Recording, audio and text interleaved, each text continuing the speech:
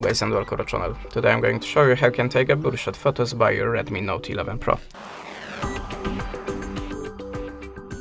So to start, open the camera app, then go to the three-line icon and choose settings.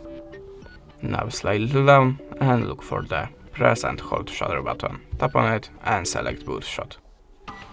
Now go back to the camera, hold your finger on the shutter button. Now we took 20 photos. If you want to pick the best shots of your burst shot, just open it in the gallery, click on this little icon and select the best photos. If you are ready, click accept, decide that you want to keep all the photos or only selected one, configure it, and that's it. Now we have only the, sorry about that.